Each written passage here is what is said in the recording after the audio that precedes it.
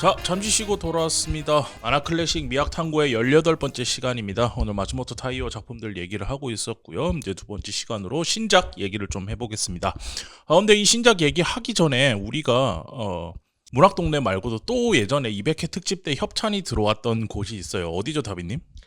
아폴로 북스라고 네. 이제 메비우스 책을 내주신 곳, 이번에 인카를 새로 내주신 곳인데 네. 저희가 예전에 다뤘었잖아요, 인카를. 그래서 그 방송을 균과 함께 다뤘죠. 네, 들어주시고 인카를 이렇게 깊이 있게 다뤄주시는 채널, 그런 콘텐츠 만들어주시는 곳이 저희라고 생각을 해주셔가지고 또 200회 특집 할 때 협찬을 같이 해주셨는데 그 책이 이번에 배송이 와서 그때 얘기를 드렸던 대로 이제 방송 들어주시는 청취자분들한테 이벤트로 증정을 해드리려고 합니다.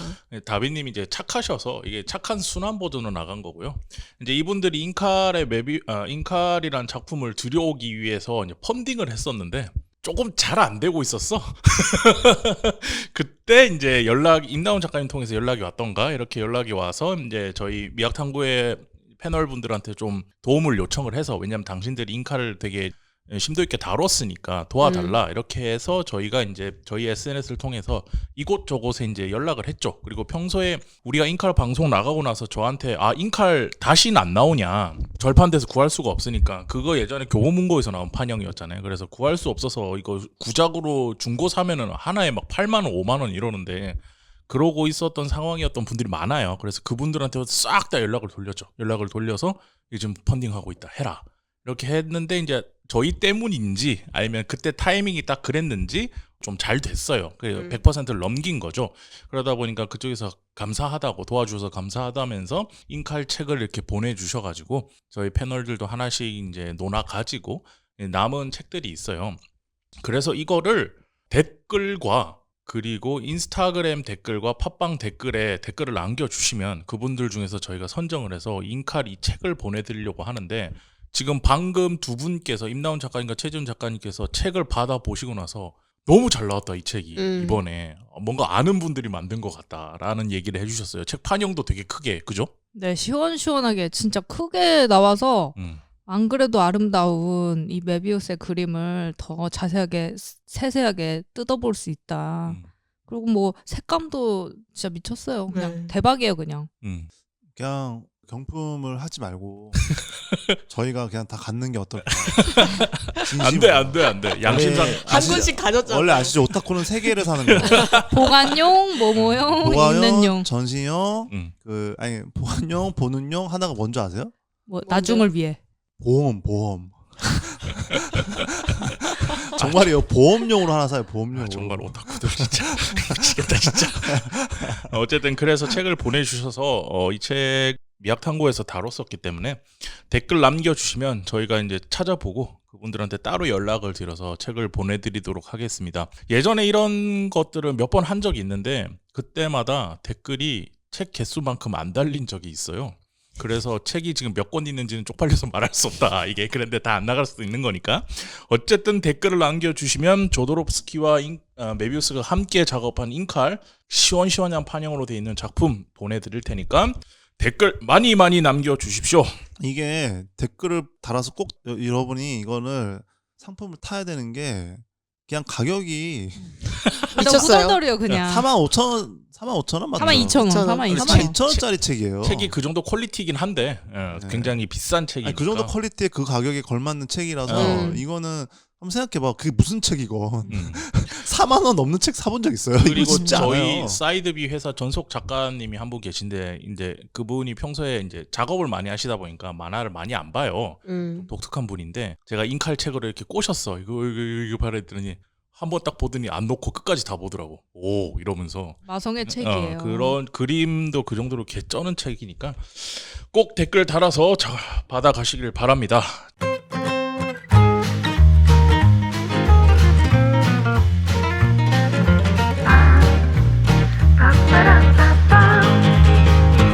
자, 그리고 오늘은 마츠모토 타이어 이제 두 번째 신작입니다. 문학동네에서 이 작품을 우리랑 같이 한번 얘기를 해봤으면 좋겠다라고 해서 보내준 작품이고요. 제목은 동경 1일, 원제는 도쿄 히고로, 라는 작품입니다. 이 작품 같은 경우는 아직 저희가 녹음하는 과정에는 이 일정에는 아직 출간이 안 됐어요. 그래서 감사하게도 이렇게 두 번째 이게 수정본인가요? 이게 수정제 탈고한 버전으로 저희한테 또 일일이 다 프린트를 해서 보내주셨어요. 그래서 정말 감사하게 작품을 잘 받고 오늘 이 작품에 대해서 좀 얘기를 해보면 좋겠습니다. 동경 1일 같은 경우는 주인공인 시오자와라는 친구가 만화 출판사에서 오랫도록 일을 했던 사람인데 이제 첫 시작하자마자 이 만화 출판업에 종사하는 사람으로서의 어떤 회의감 그리고 이제 본인도 나이가 들고 이러니까 이제 회사를 그만뒀다가 뭔가 만화에 대한 그 남아있는 마지막 불꽃을 부여잡고 다시 설명하자면 독립출판이지 인디 출판이고 그런 출판사를 세워서 과거에 본인들이 좋아했던 과거에 날렸지만 지금은 다른 일을 하고 있는 만화가들을 찾아가거나 지금 작업을 하고 있지만 작가 자신도 자신의 작품에 만족하지 못하는 작가들 이런 작가들과 같이 협업을 통해서 만화를 만들 것인가 어떻게 만들 것인가 왜 만들 것인가 이런 것들에 대한 이유를 찾아가면서 힘겹게 작품을 만드는 이야기를 다루고 있습니다. 그 와중에 이제 주인공인 시오자와 같은 경우에는 출판사에서 나와서 따로 하지만 그렇지 않고 여자 편집자 하야시라는 친구가 한 분 나오는데 그분이 현업에서 뛰면서 또 일어나는 고충들 이런 것들도 같이 보여주면서 만화 출판을 두고 나올 수 있는 다양한 이야기를 다루고 있죠. 줄거리에서 좀 중요한 부분이 시오자와? 네. 시오자와가 있던 후임으로 그 하야시가 약간 들어갔고 그리고 그 한마디로 시오자와는 있었던 하야시는 지금 있는 그 출판사가 그리고 아마도 꽤 중견급 이상 출판사이란 거는 좀 알 필요가 있어서 오래오래 이미 운영된 출판사다. 그러니까 나름 상업지도 하고 꽤 힘 있는 출판사다 정도는 알아야 될 것 같아서. 그리고 문학동네 편집자분이 방금 인스타로 DM이 오셨는데 본인 편집부든 다 이걸 보고 울었다. 그럴 만한 내용이에요.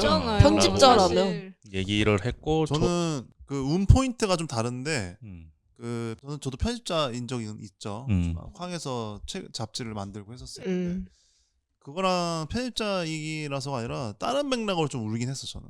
뭐 이따 얘기하겠지만 저는 처음부터 끝까지 계속 울먹울먹 하면서 보다가 다 보고 나서는 결국에는 지금도 울 것 같아. 살짝 기미가 보여요. 어차피 얘기 나온 김에 얘기를 해보시죠. 왜 울었어요? 일단 말 안 듣는 만화가들 때문에. 근데 저랑 작업해주신 분들은 되게 진짜 우네? 그런 것들은 잘 없었는데. 그 말은 뭐예요, 진짜? 아니 울 수도 있죠. 나 당연히 로봇인 줄 알았지. 이 사람은 인간이었어. 아니면 업데이트가 됐나? 최신 패치 이 만화를 통해서. 그러니까 뭐랄까 제가 이 만화업계에서 포지션으로 보면 직업으로 쳤을 땐 굉장히 다양한 직업군의 경계에 얽혀 있는 사람이거든요. 네. 그러니까 스스로는 평론가라고 얘기하진 않지만 평론 일도 하고 있고 그리고 그림을 오래 안 그렸지만 어쨌든 작가로서의 정체성도 가지고 있고 기획자 그리고 PD 그리고 회사 운영하는 사람의 다양한 업무 그리고 지금 미디어 종사자이기도 하고 그러다 보니까 다양한 상황이었을 때 포지션이기 때문에 느낄 수 있는 감정이 다 다르거든요. 하나의 사람이라도. 근데 그거를 예를 들어서 내가 PD를 하면서 느꼈던 감정을 작가한테는 절대 말할 수 없어요. 그리고 작가를 하면서 느꼈던 감정을 PD들한테 절대 얘기할 수 없어요. 얘기를 해봤자 이해도 못하고 서로 입장이 너무 다르기 때문에. 근데 그런 것들을 거의 근 한 5년 6년 하면서 말할 수 없는 지점들이 너무 많았는데 각 포지션들마다 그거에 대한 이야기를 이 만화가 너무 적나라하게 하고 있으니까 저는 보면서 참고 보긴 했는데 다 보고 나서 당연히 진짜 눈물이 나올 수밖에 없는 그런 작품이었고 그렇습니다. 일단 개인적인 감상평은 그랬어요. 다비님은 어떠셨어요? 저는 울지는 않았어요. 당신의 미래가 여기 있잖아. 하야시라고. 그러니까 하야시예요? 지금 그거를 얘기를 하려는 건데요. 다빈님은 만약에 편집자가 된다면 어떤 편집자가 될까 했을 때 그것도 나중에 한번 물어봅시다. 잘 모르겠는데.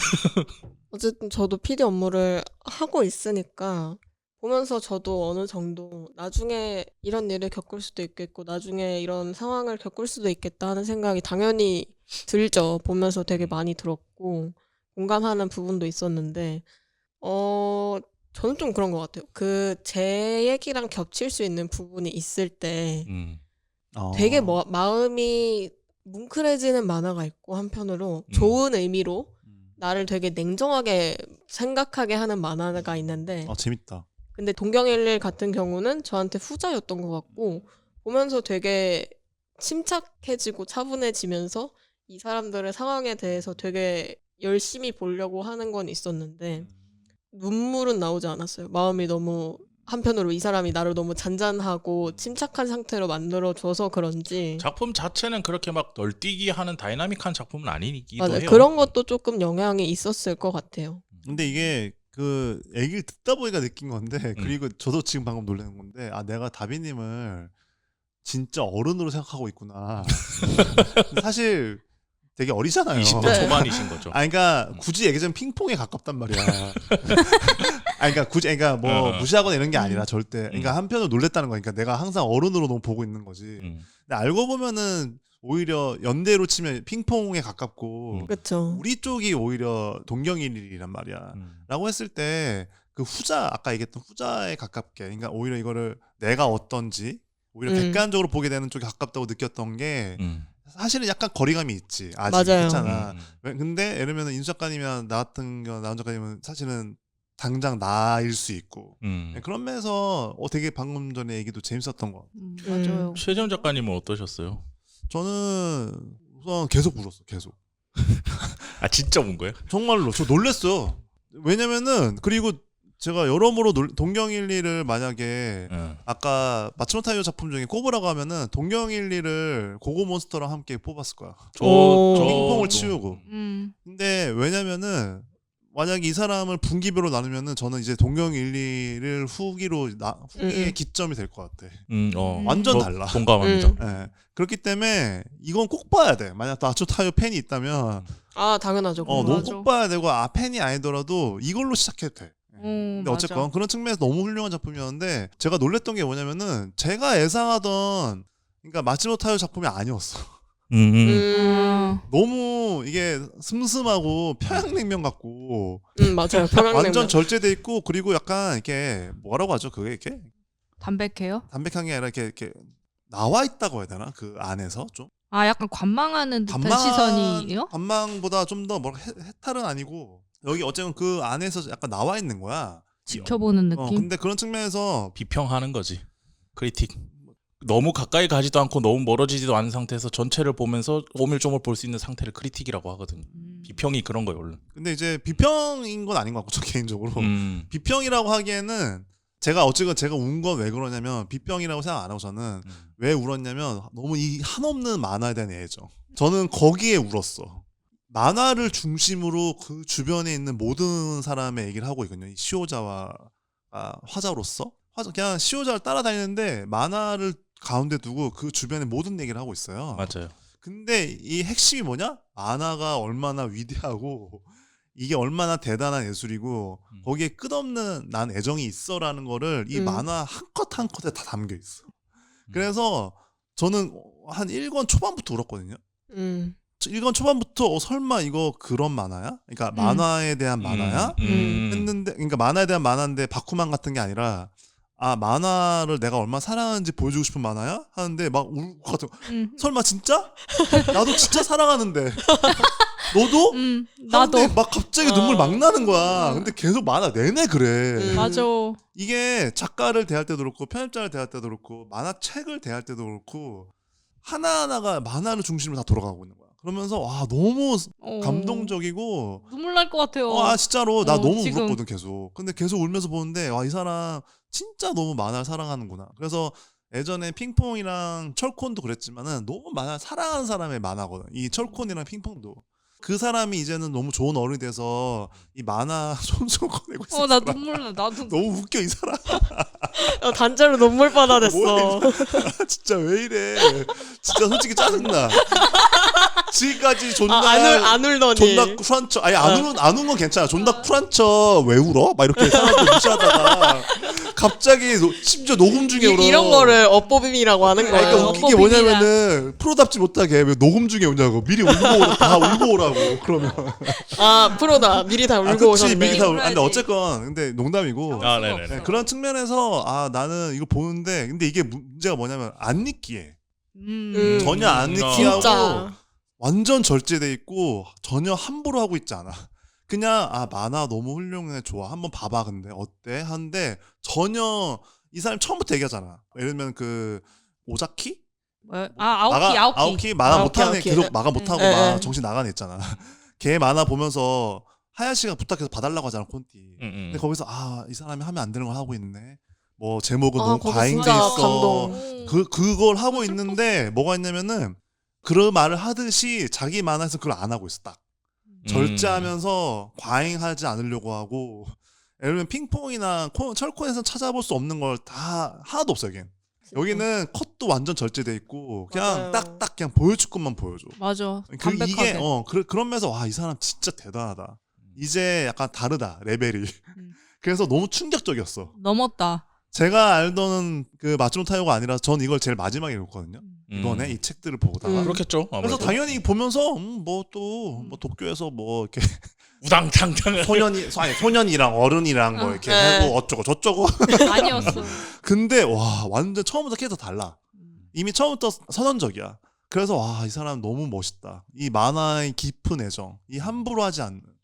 그래서 정말 펑펑 울면서 왔어 계속. 임나원 작가님 맞아. 어떠셨어요? 저도 최재훈 작가님의 말에 덧붙여서 그냥 한마디로 하자면 만화에 대한 러브레터라는 것 같아요. 정말로 그냥 만화라는 것 자체. 아까 말했던 그 아오키에 대한 편집자의 그 생각 같은 것들 있잖아요. 이렇게 하고 있네, 저렇게 하고 있네, 이런 것 자체가 되게 애정어린 시선이 아니면은 그걸 또 적어내기까지도 되게 고민이 많이 되는 지점일 텐데, 그런 것도 가감 없이 하는 것도 그렇고 담백하면서 느껴지는 어떤 그런 깊은 마음이 있어요. 근데 오히려 감정적이니까 그걸 담백하게 담아내려고 한 것 같아요. 그래서 그런 마음이 느껴지니까 이게 울컥하고 다가오는 것 같아요. 이게 진짜 거장들이 하는 거거든요. 주인공이 시오자와 이 시오자와 캐릭터가 이 사람이 다른 사람이 됐다는 뜻이야. 저는 그렇게 생각해요. 뭐냐면은 지금까지 없던 캐릭터거든요. 이 마츠모 타이가 다룬 캐릭터 중에 어쨌건 뭐라고 해야 되나 완전 텅 비어 있어요.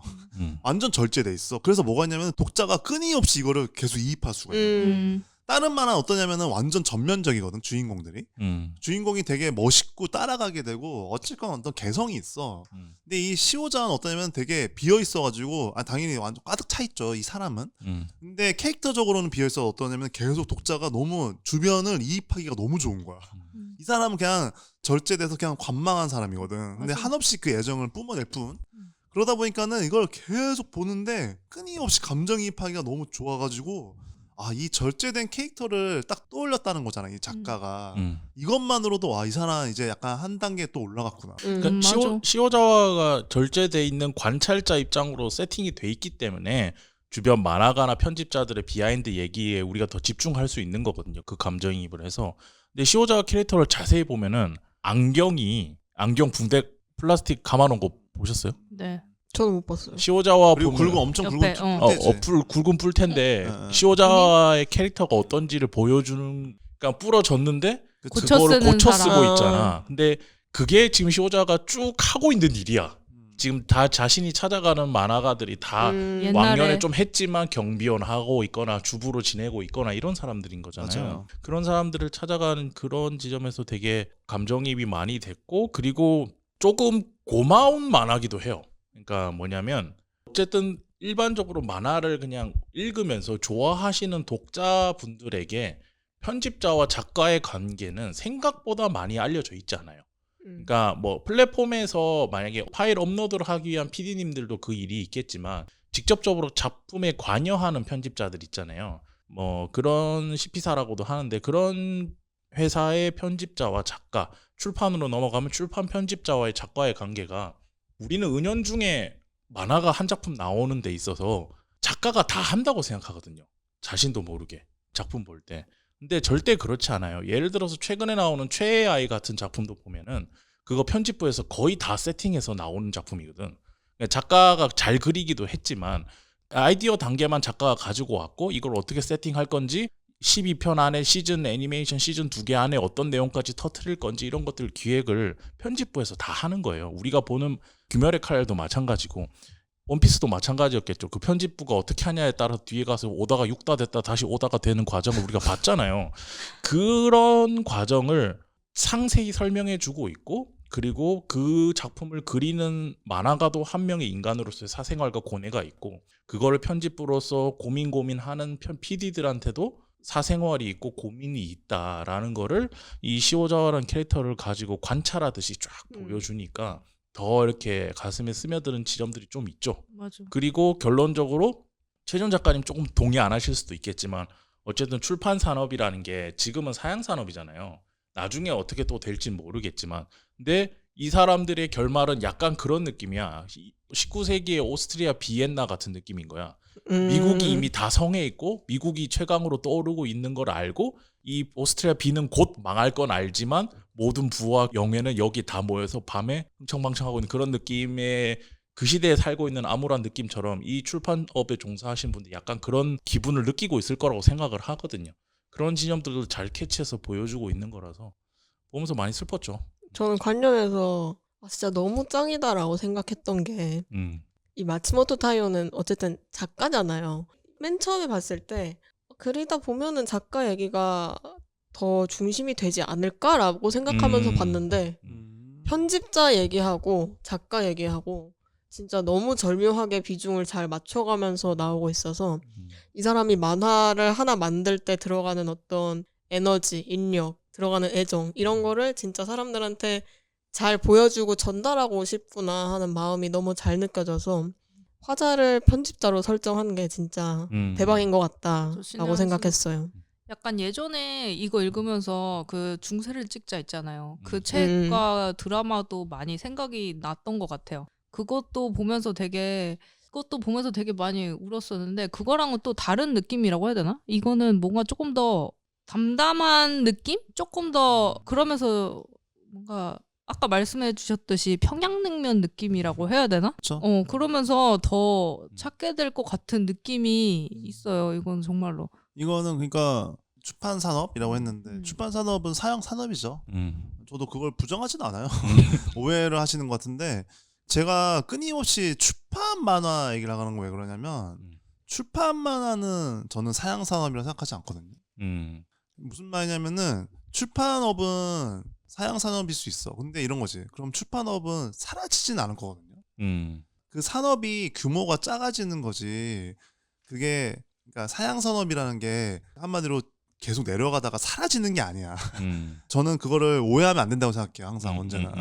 무슨 말이냐? 이 가치들이 좋은 것들은 언제나 영원성을 가지거든요. 그런 면에서 출판 만화는 영원할 거예요. 이 대사 너무 오글거리는데. 아니야. 좋아. 근데 출판 만화의 가치라는 건 없어질 수가 없어요. 마치 영화가 없어지지 않을 것처럼. 그게 약간 형태가 바뀔 것 뿐인 거거든요. 그렇잖아요. 그런 측면에서 본질적인 것들이 있어요. 예를 들면 영상 산업을 공부하려면 영화에 대한 미학을 공부 안 하면 안 되듯이. 그렇죠. 그런 것처럼 이 출판 만화를 공부를 해야 웹툰이 됐건 다른 형태건 좋은 만화를 할 수 있는 건 맞거든요. 네. 그런 측면에서 저는 이 동경일일이 어떤 거냐면은 이 마츠모토 타이오도 스스로 한번 돌아보고 싶었던 것 같아.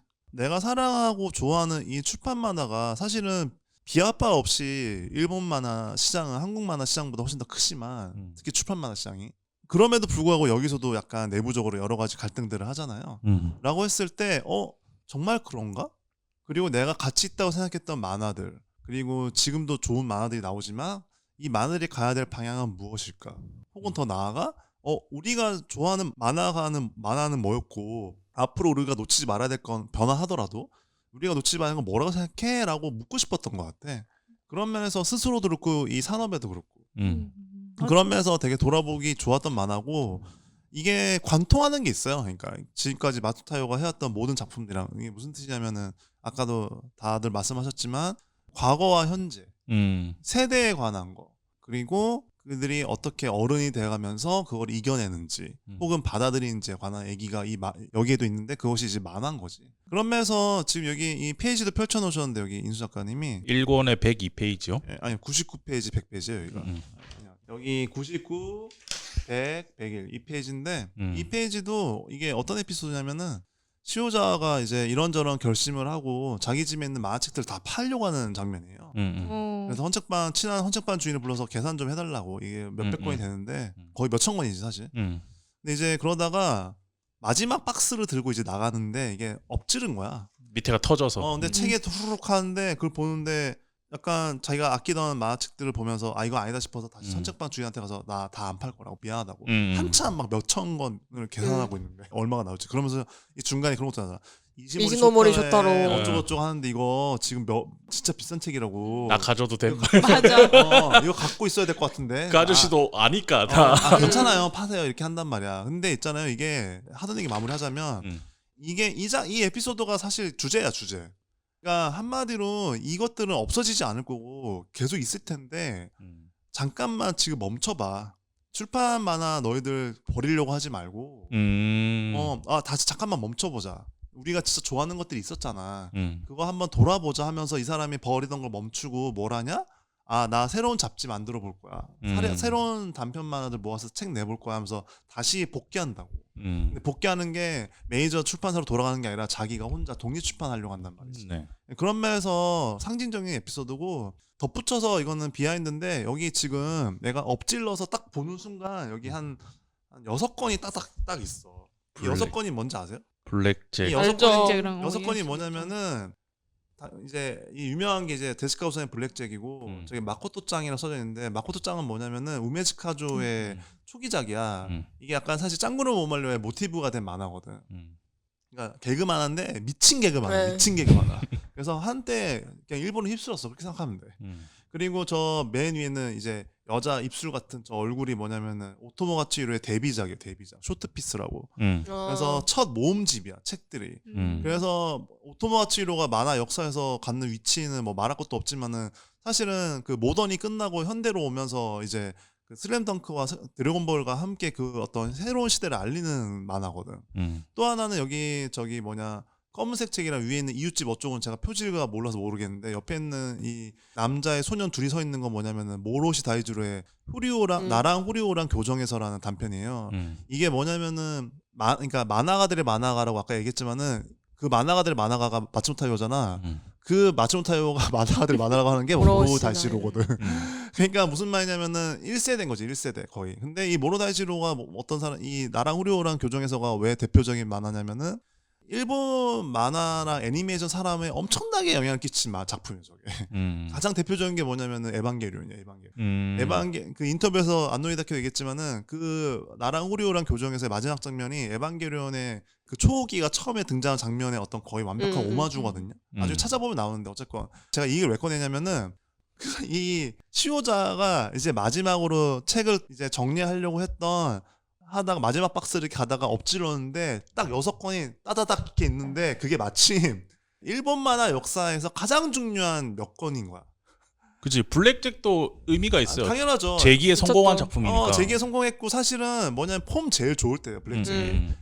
불새는 너무 아티스틱한 게 있고 어쨌건 그런 측면에서 딱 일본 만화 역사를 대표한 딱 6건이 있는데 무슨 말이냐면 이거는 이 세대 편집자나 만화가들은 딱 아는 순간 저도 그랬는데 딱 보자마자 멈출 수밖에 없어.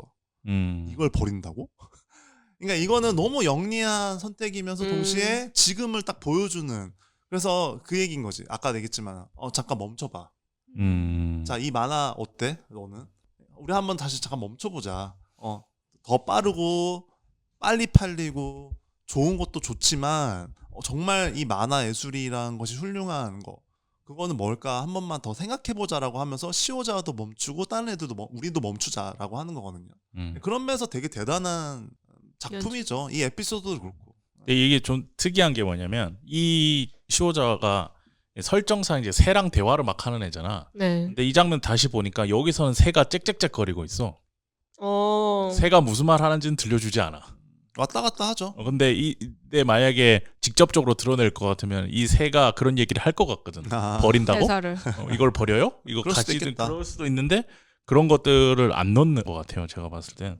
그리고 저는 이 작품 보면서 아무래도 주제가 그래서 그런지 굉장히 차분해서 그런지 기존에 있었던 어떤 막 흔들리는 칸들이라든지 그런 것들이 많이 그렇게 등장하진 않았다고 봐요. 거의 없죠. 거의 없죠. 거의 그리고 없어요. 실제로도 그래서 이게 태도가 다른 게 예를 들면은 어떤 시퀀스나 큰 에피소드가 하나 끝날 때는 무조건 롱샷을 써. 맞아요. 그거 딱 얘기하고 끝내놓고 싶었어. 갑자기 멀리서 보낸다는 거야. 맞아요. 헤어져- 풍경을 맞아. 주로 보여주고. 헤어지는 풍경을 보면서 뭐냐면 끊임없이 이걸 이게 저는 어떻게 생각하냐면은 계속 이렇게 환기시키려는 거거든요. 제 생각에는 이 만화 주제랑 연결되는 거야. 잠깐 멈춰. 좀 고개 좀 들어봐. 거기에 돈이랑 조회수랑 판매 부수에 미쳐있지 말고 우리 잠깐 고개 들어서 쳐다보자. 저는 그런 맥락에 생각해요. 사실 그렇잖아. 왜냐면은 이게 결국에는 에피소드 형식의 만화라는 건 뭐냐면은 끊임없이 다음 화를 보고 싶게 한다는 거거든요. 연재 형태의 만화라는 게 그런 거예요. 그래서 예를 들면은 원피스가 그런데 원피스는 연재될 때 보면 제일 재밌어. 아, 그죠. 근데 단행본으로 보잖아? 너무 반복돼. 제발 갑자기 우정. 또 있다가 또 우정. 울고 또 있다가 도와줘. 좀 있다가 근데 그게 한 권이야.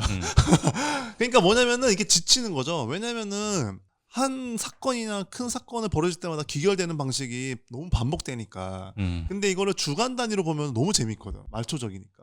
근데 이 에피소드는 어쩌면은 챕터로 한 에피소드로 가지만은 끊임없이 환기시키는 거 계속. 하나하나 말초적인 게 아니라 멈추고 비우고 끝내고 멈추고 비우고 끝내고 이거의 반복이거든. 그 뒤에 헌책방 아저씨, 빅쇼 아저씨. 나는 그냥 빅쇼라고 부르기로 했는데 레슬링 선수 빅쇼 닮아서. 근데 이 아저씨 되게 난 이 아저씨가 해준 이 말이 되게 좋았거든요. 알았어. 뭐 이렇게 얘가 팔려고 하다가 이제 안 팔기 시작하잖아요. 그냥 두 개 쓰면 되니까 그러니까 안 판다는 거야? 이러면서 마음이 바뀐 거야? 얘기하고 그 많던 걸 계산하다가 또 있으면 불러줘 하면서 가면서 뭐라고 하냐면 왜 그런지 알 것 같다면 나도 만화 좋아하니까 이러면서 그냥 가잖아. 근데 이 사람도 내가 봤을 때 되게 뭔가 의미가 있는 것 같아요. 이 만화 안에서. 그러니까 당연하죠. 이거는 이게 만화에 대한 끝없는 애정에 대한 헌사기 때문에 만화를 좋아하는 사람들은 가득 차 있어요. 그러니까 이 헌책방 작가도 헌책방 주인도 와가지고 저런 말을 하는 거는 너무 당연한 거지. 근데 이 작품 보면은 하나하나 좀 옴니버스식으로 이야기들이 약간 이렇게 관찰할 수 있도록 이렇게 끊어져 있는데 그 얘기를 한번 해보면 좋을 것 같아요. 가장 내가 내 마음을 울렸던 에피소드랄까? 어쨌든 다 만화에 대한 이야기를 쭉 하고 있는 거니까 나는 이 에피소드가 제일 재밌었다든지.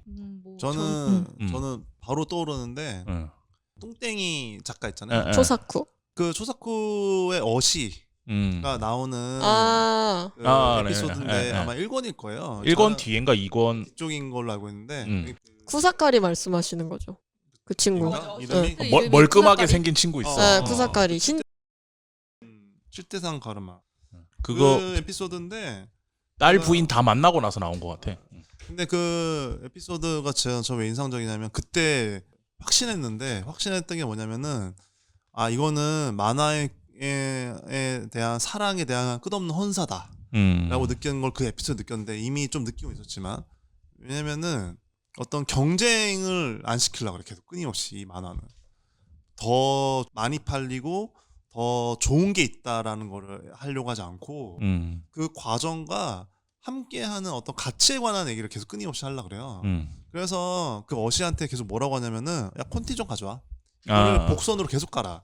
뭐 한 두 개나 세 개 에피소드 때마다 지나가듯이 그냥 한 컷으로. 맞아. 야 뭐 저기 언제 가져올 거야? 콘티 가져와. 처음부터 계속 그러지. 한마디로 데뷔시키고 싶은 거지. 그러니까 제자로서 혹은 자기 어시로서 좀 좋은 작업해서 빨리 너도 만화가 돼야지 이런 건데 계속 하다가 이제 그러니까 어딘지 모르겠는데 그 친구의 에피소드가 나와요. 처음 사생활이 나오죠. 사생활이 나와. 근데 그 에피소드인데 이제 사실 한마디도 안 해. 거기서 걔는 자기 입장을 한마디도 안 해. 그냥 걔가 어떤지 보여줄 뿐이야. 근데 이제 여자친구인지 아닌지 모르겠지만 그 집에 있어. 근데 갔더니 뭐 이런저런 얘기를 막 해. 뭐 하다가 뭐 비가 와서 오늘 일찍 왔네. 뭐 이런 얘기를 그렇게 얘기하다가 이제 뭐 자기 콘티 얘기는 하지도 않아. 그러다가 자기 방에 이렇게 앉아 있는데 텅 빈 종이를 보면서 이렇게 웃고 있어. 이렇게 웃는지 되게 미묘한 표정. 근데 거기서 나 너무 울었거든. 진짜 지금도 너무 울컥한데 그리고 나서 걔가 뭐라냐면은 그 작가한테 가 그냥 너무 막 뭐 먹었냐고 했더니 라면 컵 2개 먹었다. 컵라면 2개 먹었다. 그러면서 사과 사가지고 갈아서 마시라고 하면서 그런 끝나. 그래서 뭐 콘티 언제 그래 이런 얘기도 안 해. 수미상관도 아니야. 그냥 사과 마시는 거 먹인 다음에 끝나요 에피소드가. 근데 이게 뭐냐면은 텅 빈 종이 앞에 앉아 있는 그 친구를 이렇게 그려서 미묘한 표정 속에 있는 걸 보여주는 게 뭐냐면 저는 어떻게 생각하냐면 마츠모토요가 너무 아끼는 거야 그 순간을.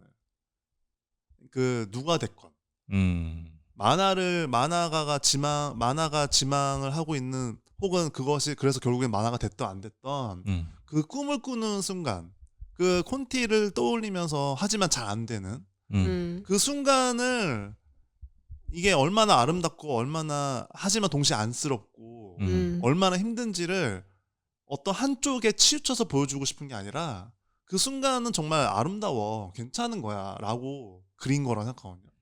그리고 나서 그 의젓한 그 친구가 그 순간 뭔가 막 힘들어 콘티가 안 짜져 선생님 죄송해요 뭐 여자친구가 야 콘티 안 짜야 돼? 이게 관성적으로 시나리오를 짜다 보면 그렇게 되거든요. 이 이야기는 그런 얘기니까. 근데 이 마츠모토요는 멀리서 보면서 이거는 만화에 대한 애정, 만화와 관련된 모든 것에 관한 애정에 관한 만화니까 이 친구를 바라볼 때 혼내지 않아.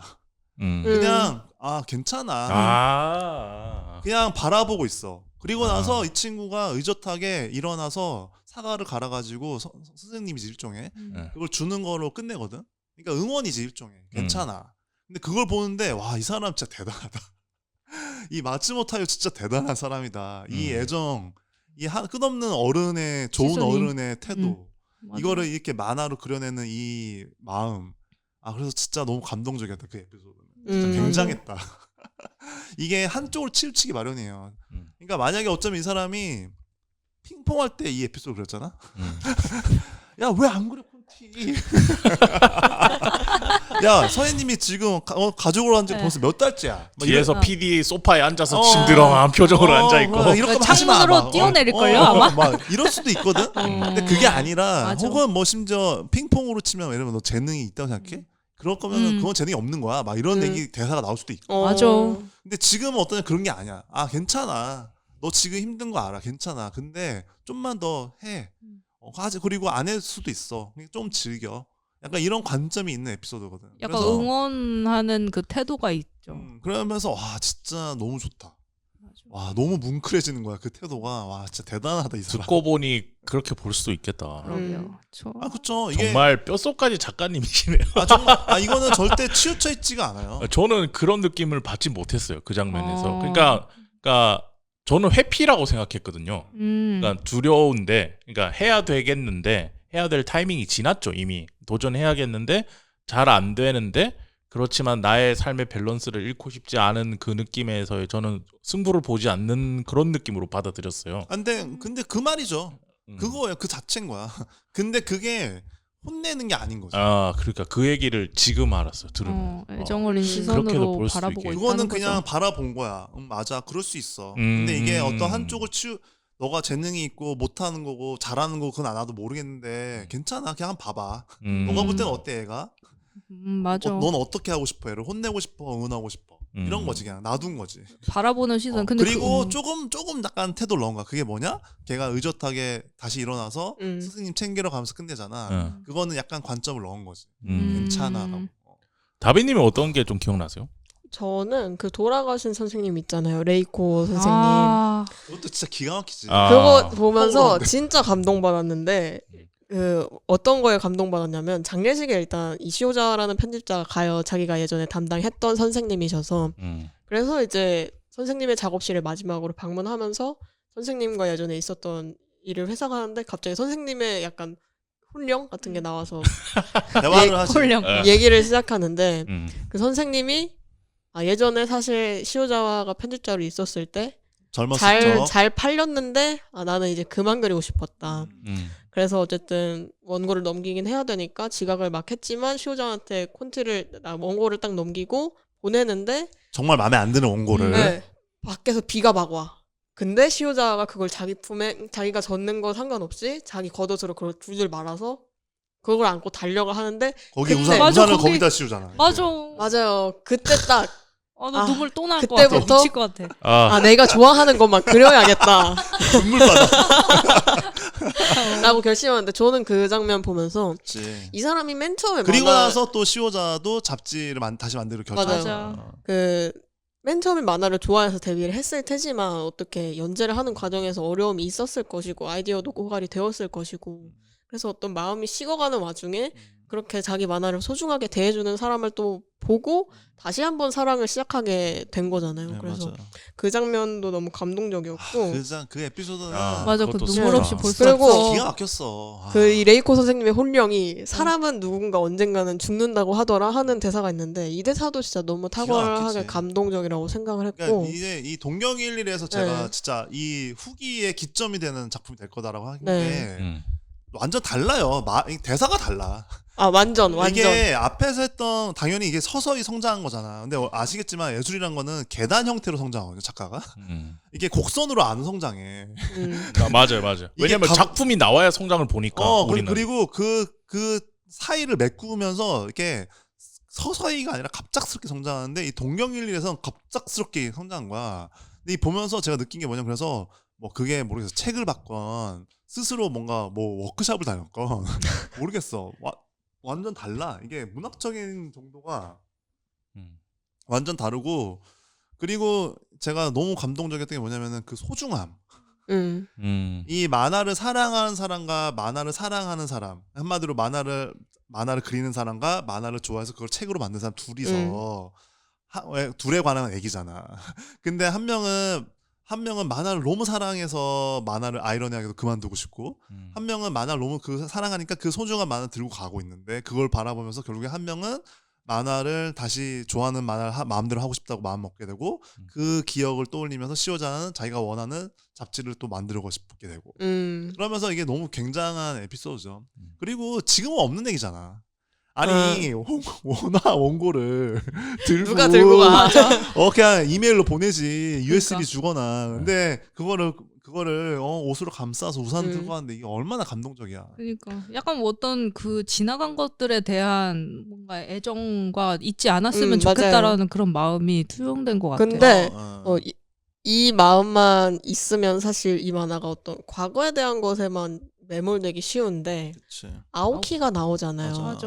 아오키가 이 사람은 이제 현직에서 소년 만화를 그리고 그리는 사람으로 나오는데 아오키와 하야시지. 네, 아오키와 하야시 지금 시대에서 만화를 그치. 정말 치열하게 만드는 사람 이야기를 또 넣으면서 너무 영리하게. 과거 이야기하고 현재 이야기를 동시에 하고 맞아. 있는 거예요. 그래서 저는 아오키와 하야시의 이야기가 제일 감동적이었거든요. 그 이야기 나오신 김에 이제 이어가자면 이어가자면. 그러니까 이거는 이제 끝쪽이지. 이건 그러니까 전체적인 내용 전반에 이 두 사람의 계속 관계는 나오죠. 계속 나오기 때문에 앞으로도 그럴 거고. 네, 너무 중요하지. 딱 그렇게 찝어서 이거다라고 얘기할 수는 없지만 거의 주조연급이지. 네. 아오키가 하야시를 받아들이기 시작하는 장면이 있어요. 풀밭에도 고마워 이러는 장면이었나? 하여튼 그러니까 편집자와 작가의 관계라는 거를 좀 되게 잘 보여준다고 생각이 됐어요. 그러니까 작가 입장에서는 편집자를 신뢰하기가 쉽지가 않거든요. 그래서 처음에 원래 아까도 나왔지만은 시오자와가 신인일 때 엄청 잘 나가는 중견 작가 붙이고 그리고 되게 신인 작가한테는 중견 PD를 붙이고 이런 식으로 해서 밸런스를 맞춰가면서 이렇게 서로 연결하는 거잖아요. 그런데 아오키도 신인 작가고 하야시도 신인 PD인 거야. 완전 그러다 보니까 서로 그 밸런스를 찾아가는 관계가 지금 여기 나온 다른 작가들과는 관계성에서 좀 색다른 거죠. 이 만화 안에서는. 근데 하야시가 처음부터 끝까지 계속 그래요. 못 해먹겠다. 나 이 작가랑 못 해먹겠다. 이 작가랑 못 해먹겠다. 안 맞다. 안 받아들여준다. 내가 하는 말을 듣지 않는다. 근데 나중에 가서 그거를 딱 받아들이잖아요. 근데 그 받아들이는 게 그러니까 작품으로서만 딱 받아들이는 게 아니고 그러니까 완전히 내 동료야. 날 도와주는 사람이야. 라고 하는 느낌을 받으면서 받아들이게 되는 순간이 있는데 인간 대 인간으로 그죠. 입체적으로 되는 거지. 네, 모든 PD가 그렇다고 얘기할 수도 없고 모든 작가가 그렇다고 얘기할 수도 없지만 PD들은 정말 이 작품을 같이 잘 만들고 싶어요. 작가들한테. 근데 뭐랄까 작가 입장에서는 어떻게 보면 내가 만들어 온 세계를 수정하고 파괴시키는 사람으로 보일 때가 있단 말이에요. 근데 그거를 받아들여서 같이 찡하고 맞아 들어가면서 하나의 작품을 한 방향으로 같이 바라보게 되는 순간은 PD는 진짜 인류애가 느껴지는 순간이거든요. 내가 뭔가 같이 이 사람과 하고 있구나. 작가 입장도 그럴 거예요. 나한테 정말 이 작품을 잘 만들기 위한 동료가 생긴 거고 동료가 있구나. 있었구나라는 걸 느낄 수 있는 그런 관점에서 현업에서 만화를 만들 때 PD 입장에서 작가 입장에서 굉장히 뭉클할 수 있는 게 이 아오키와 하야시의 관계가 아닐까. 안 맞다가도 결국 맞아 들어가면서 서로의 인간적인 걱정까지 더해서 그러니까 한 작품 우리가 잘 끝내는 거야 하고 헤어질 사이가 아니고 앞으로도 인생을 살아가는데 항상 보고 안부를 묻고 작품 얘기를 할 수 있는 진짜 동료를 얻는 과정인 거잖아요. 너무 좋았다. 맞아. 어떻게 보면 사람과 사람 사이에 이제 관계를 맺어가는 그런 부분을 그런 식으로 표현한 것도 있죠. 되게 좋았어요. 약간 하야시랑 뭉클해. 이 작가. 2권에 많이 나올 거야 아마. 마음을 여는 게 시간이 오래 걸리는 사람도 있잖아요. 사실 일로서 만난 사이지만 어쨌든 사람과 사람이 하는 일이기 때문에 그런 게 맞지 않으면 또 힘들 수도 있지만 뭐 그런 거에서 되게 어떻게 보면 현실적인 부분을 잘 또 만화적으로 표현한 것 같고 그 와중에서 감동도 잊지 않고.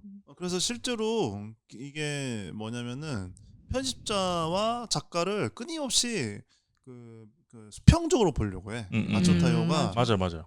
무슨 말이냐면은 그 에피소드 처음 이제 둘이 이제 가까워지는 에피소드가 이제 그 고양이 잃어버리고 찾아주고 하야시는 또 원고를 오케이 결국에는 받아내는 오케이를 시키고 하는 그 과정이 있는데 그 나중에 이제 시골로 돌아가는 건 좀 나중에 에피소드고 근데 그 과정에서 어떤 게 있냐면은 이 좋은 만화를 만들기 위해서 둘 다 노력한다.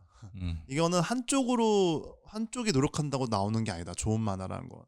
그러면서 그 둘을 보여주고 더 나아가 그 대비되는 어떤 반대편에 뭐 어떤 에피소드가 있냐면은 잘 나가는 잘 나가는 작가 상업 작가인데 나 이제는 예전 만화 시오자와 너가 원하는 그런 만화를 난 할 수 없어. 지금은 성공했지만 그러면서 이제 그 지금 현재 시오자가 아닌 지금 잘 나가는 만화의 현재 출판사의 담당자가 이제 약간 때문에 그렇게 된 건데 그 사람이 뭐냐면은 약간 좀 일종의 스파르타식으로 약간 어떤 면에서는 약간 위플래시 그 선생님 같은 약간 느낌이죠. 다그치듯이 데려가는 스타일의 편집자인데 결국에는 어쨌건 지금은 잘 먹고 잘 살 수 있는 성공한 작가로 했는데 이제 그거를 이 작가 스스로는 좀 다르게 보고 있어. 그러니까 좋기도 하지만 동시에 나는 약간 내가 원래 알고 있던 나가 아니야 같은 측면이 있는데 시오자는 그걸 어떻게 얘기하냐면 시오자는 사실 마츠모토타요면서 동시에 독자인데 그럼에도 나는 어쩌면은 안 좋은 편집자일 수 있어. 왜냐면은 이 작가를 결국에는 지금의 현존하는 그 아까 쩔뚝거리는 작가의 편집자는 결국엔 저 작가를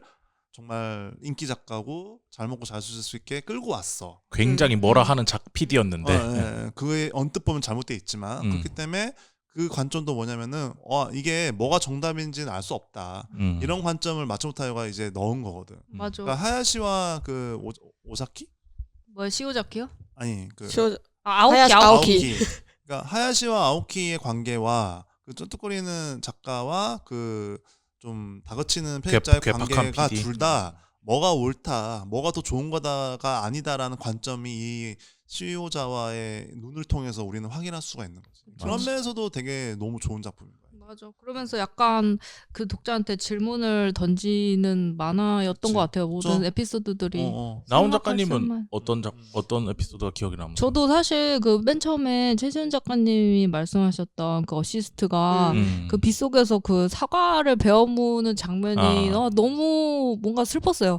왜냐면 멀끔하고 뭔가 되게 절제돼 있는 사람이잖아요. 뭔가 잘 하고 있는 거 같고. 딱 봐도 뭔가 계획적인 느낌의 밸런스가 잡혀 있고 자기 절제적인 사람인데 옆에서 어시도 엄청 잘하고. 그렇죠. 그렇지만 근데 그러면서 그 사과를 떨어뜨리고 그 비를 그냥 그대로 맞고 원래 그 사람이라면 되게 우산을 잘 챙겼을 거란 말이에요. 근데 그런 사람이 그 오는 쏟아지는 비를 맞으면서 우두커니 있다가 그 사과를 베어무는 게 그 어떤 자기 안에 있는 그 뭔가 불안함과 답답함이 최대치로 표출될 수 있는 게 그 사과를 베어무는 행위였다라는 게 되게 뭔가 슬펐어요. 억압돼 있는 느낌이. 그러면서도 이제 말씀하셨듯이 다음에 이제 사과를 갈아서 선생님께 하면서 다시 자기 일을 하는 걸로 보여주는 거에서 의지의 표명과 응원의 시선이 느껴져서 되게 뭉클했었던 에피소드였고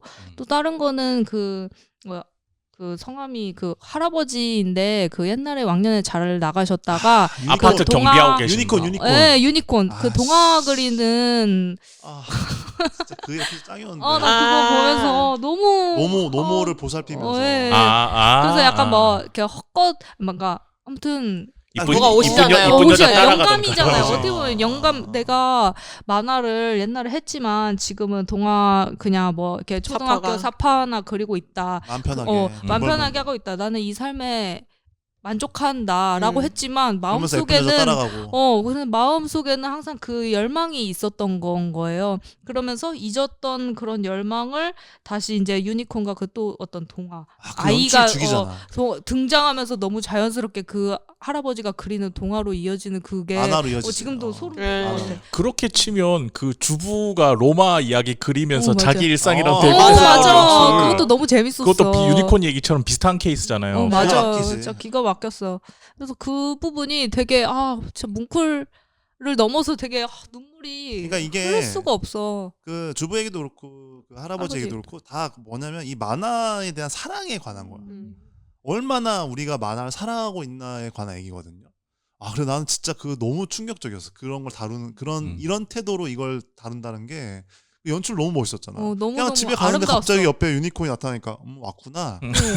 될 수도 있겠다. 이게 일종의 영감 같은 거잖아. 네. 그거를 그러니까 연출한 영감이 거다. 왔구나. 와 근데 너무 진짜. 이 만화 작가이자 만화를 만드는 사람의 어떤 그걸 너무 잘 알고 있는. 맞아. 근데 그리고 네, 말씀하세요. 그러니까 이게 또 만화뿐만이 아니라 그냥 뭔가 내가 옛날에 좋아했던 거를 했다가 그만두고 마음속에 간직하고 있는 사람들이라면 그 에피소드를 봤을 때 내가 옛날에 뭔가 갖고 있었던 그런 열망 그리고 다시 하고 싶었지만 겁났던 옛날에 젊었었더라면 조금 지금보다 젊어서 에너지가 넘쳤을 때 했던 거를 내가 지금 할 수 있을까라는 겁냈던 마음이 아직은 그래도 할 수 있다. 이 전반적으로 깔려져 있는 마츠모토 타이오의 그 응원의 메시지와 관점이 되게 여실하게 드러나서 만약에 그런 비슷한 경험이 있었던 사람이라면 뭔가를 좋아했거나 했었던 사람이라면 이 유니콘이 등장하는 순간에서 눈물이 좀 찡하지 않을 수가 없었을 거예요 아마. 그게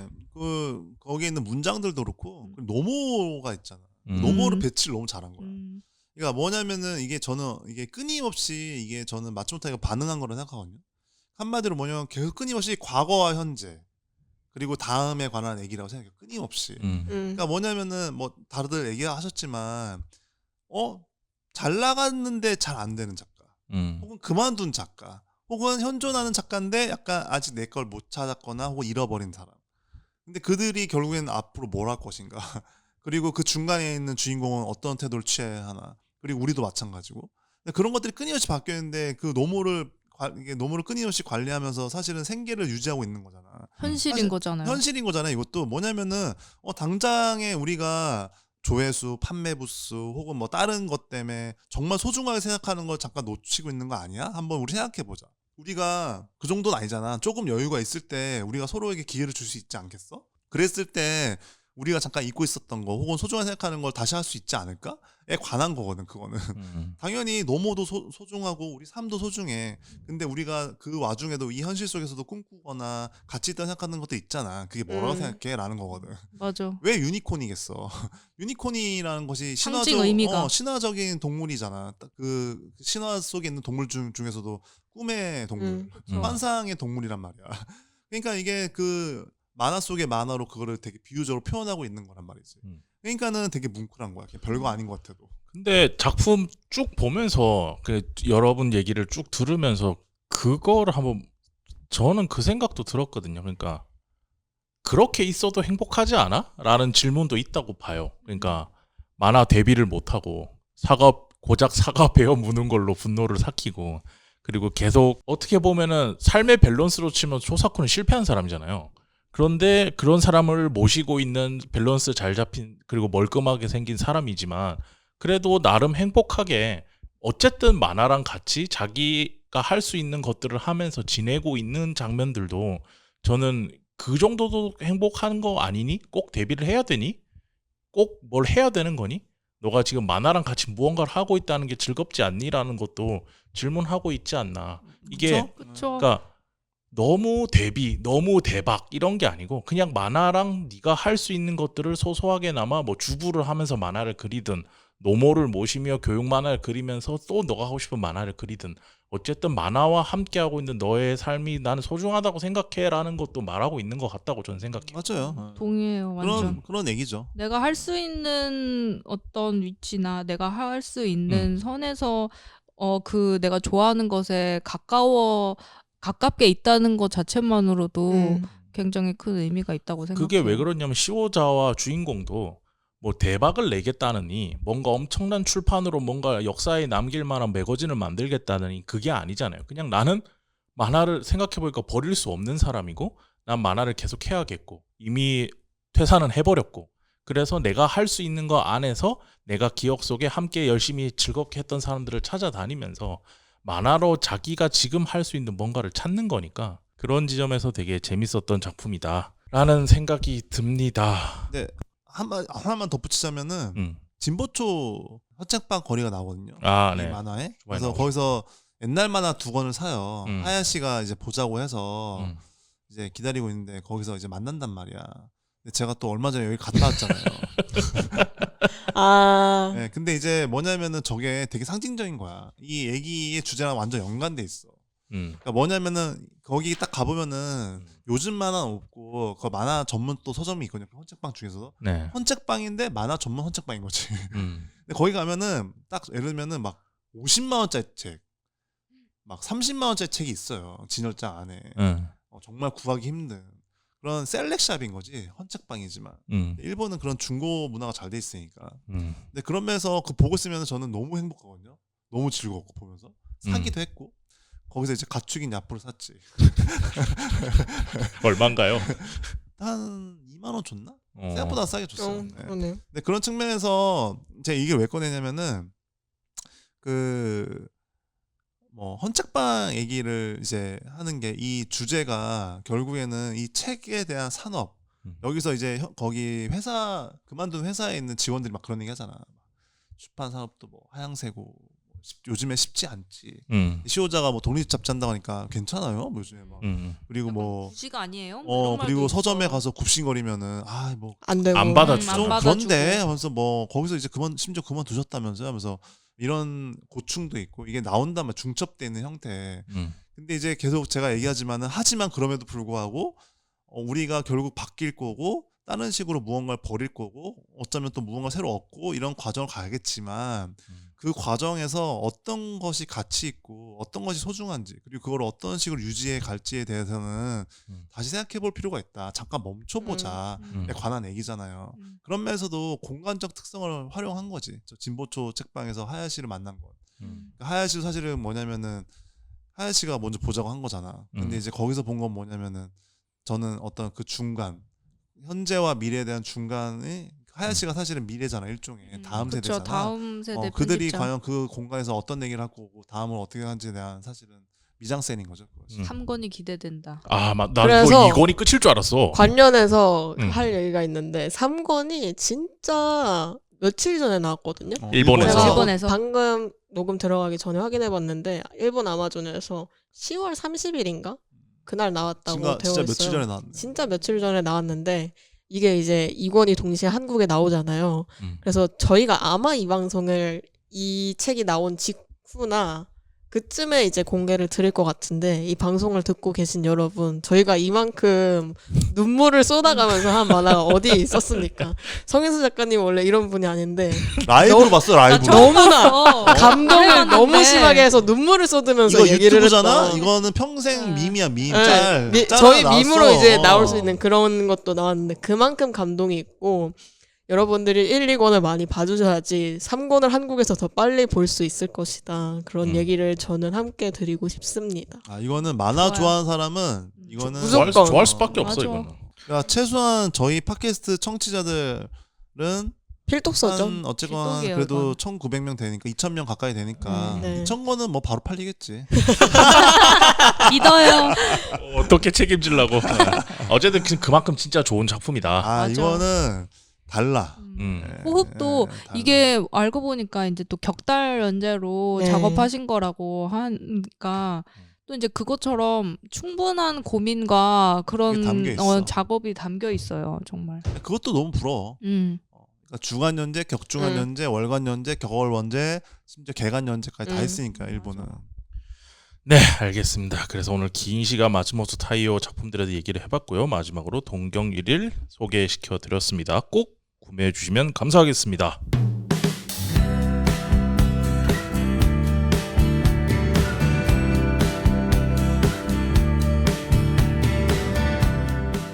우리 그 망가다 시간 때 저번에 아까 쉬는 시간에 말씀하셨는데 우리가 제가 진짜 웬만하면 이런 얘기 안 하잖아요.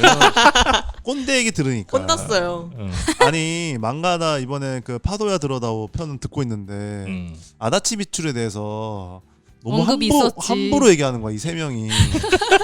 이 배틀을 한번 떠야 되나? 뭐라고? 그 뭐 감성으로 그냥 하는 뭐 감성으로 작가가. 하잖아. 정석이죠 정석. 뭐면서 뭐 그냥 뭐 할 얘기 있나? 막 이러는 거야. 내가 너무 빡쳐가지고. 제가 얘기 왜 하냐면은 이게 그런 게 있어요. 뭐가 있냐면은 그 정말 잘 읽히는 만화가 그리고 마치 특징이 없는 것처럼 보이는 만화가 사실은 연출을 진짜 잘하는 거거든. 다들 아시겠지만 그런 만화일수록 사실 더 면밀하게 들여다봐야 돼. 그러니까 오히려 자기를 되게 드러내는 여기 그 동경 1일에 나오잖아. 자기를 너무 드러내고 있어. 맞아. 자기가 해선 안 될 일을 다 하고 있네. 그러니까 뭐냐면은 근데 아다치 미츠로는 상업 만화가 중에서도 가장 자기를 드러내지 않는 사람이거든요. 그런 면에서 제가 슬램덩크 때도 얘기했는데 이게 그 정말 뛰어난 상업 만화가들은 그 후지모토 타츠키도 그랬고 아트 코믹스에서 하는 것을 가져와서 써요. 왜냐면 만화 미학에 대한 이해도가 너무 뛰어나니까. 그런 면에서 그 예를 들면은 마츠모토 연출 얘기를 안 했지만 마츠모토 같은 경우는 Z축이 없거든요. Z축을 안 쓰고 그거를 평면적으로 활용하는 작가예요. 칸이 뭐냐면 그래서 무너지기도 하고 그 말풍선도 막 연결돼 있고. 근데 이제 그 아다치 미츠루 같은 경우는 Z축을 굉장히 중요하게 여긴 사람이에요. 근데 그 Z축을 중요하게 여기는 것 중에서도 내가 이상한 얘기 길게 하고 있네. 아니요. 좋아요. 심지어 독자와 저 작품 세계의 사이까지도 고려하는 작가거든. 그런 면에서 상업 작가인데도 굉장히 그거를 잘 쓰는 작가이기 때문에 정말 할 얘기가 많은 작가다. 그렇게 약간 함부로 얘기할 작가가 아니야. 조만간 해야겠다. 반성합니다. 알겠습니다. 조만간에 그렇게 얘기할 거면 망가다에 날 불러라. 1대3 가자. 다음에 망가다에 최재훈 작가님 한번 불러서 얘기하도록 하죠. 자, 이렇게 어떻게 보면 이제 12월 올해는 이제 미약탐구엔 이게 마지막 마무리가 될 것 같아요. 다들 올 한 해 어떠셨는지 한마디만 해주시고 끝내죠. 짧게. 다비님은 언제부터 했지? 4월부터 했나? 작년부터 하셨나? 하기오모토 작년부터 때부터 했어요. 작년 어쨌든 벌써 꽤 됐어. 1년 쿨이 지났는데 어떠세요? 많이 했죠. 많이 했는데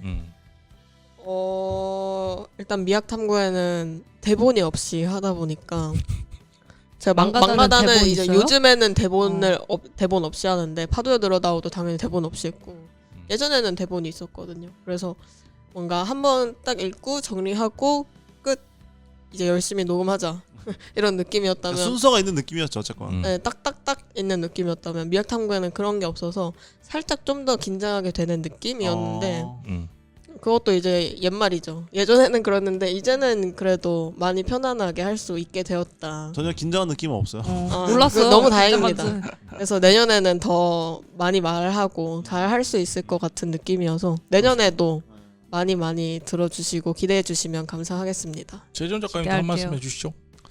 저는 뭐 어쨌건 항상 한 얘기지만 뭐 너무 즐겁고 제가 또 어쨌건 오랫동안 고민하던 것들 그리고 공부하던 것들을 이 패널들과 함께 얘기를 나눌 수 있어서 즐겁고 그리고 지금 이 미약탐구에만 18회째? 네, 라고 해서 되게 놀랐어요 방금 18번째 시작할 때.